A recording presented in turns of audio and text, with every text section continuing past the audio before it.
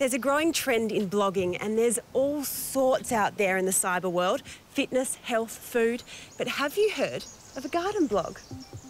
This Facebook friend's passionate about gardening and started blogging about her experiences about a year ago. Since starting her edible garden, it's been the talk of the street. But the journey hasn't been all smooth sailing. A couple of weeks ago, Pamela realised she had a nasty disease taking over her garden, and the timing couldn't have been worse. We had an amazing season in the garden. Yep. We'd been eating so much food out of it, and at the end of summer everything started going to seed and whatnot, so I went to rip it all out and noticed the roots were all knobbly. It was awful, so I immediately had a suspicion that something bad was going on, so I sent a photo of it away and my suspicions were confirmed and I had root knot nematode. So my advice was to plant a whole lot of marigolds or a whole lot of mustard. Apparently I let that grow quite tall, slash it down, dig it into the soil, and it somehow fumigates the soil, and hopefully the nematodes will disappear and go somewhere else. Well, I'm sending all my positive thoughts. I hope it works so you don't have to add any chemicals. I can only hope. Was there any other edibles on the street that gave you the inspiration? Well, I'm very lucky. Just down the road I've got some gorgeous neighbours. Their whole front verge is a vegetable patch. Their whole backyard is a vegetable patch, and they've been incredible. They help me out. She gives me seedlings and garlic cloves to plant and gives me all the tips on how to plant and what to plant when and that sort of thing. So I'm really lucky. So what inspired you to start blogging?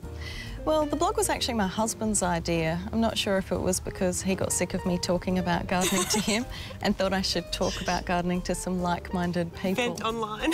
Yeah. And it's become a gardening diary for me, so I can track the progress of my garden from a patch of sand to this. And when you're in the garden, I hear you've got quite the collection of gardening gloves. That's true. I probably have a set in every different colour. They wear out very quickly, so when they wear out, my husband just neatly puts a set aside for me, a new pair. It's very sweet. For Pamela, blogging is all about sharing her passion and learning from others. It's a very accessible way to exchange information within the gardening community.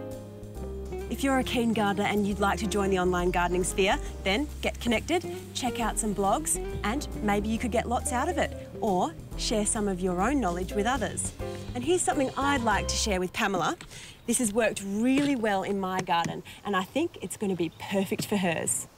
We've discovered this new fertiliser on the market called Terra Forte, but it's not your average fertiliser. Terra Forte is a slow-release fertiliser packed full of beneficial microbes and minerals. And best of all, it's made by an Australian-owned family business. What I like about this product is it's addressed the environmental impacts that some fertilisers can have, like the excess fertilisers leaching into water tables and rivers. This is because it's a controlled release plant food that delivers the nutrients at a rate that plants can actually absorb. Your garden receives the fertiliser gradually over 4 months.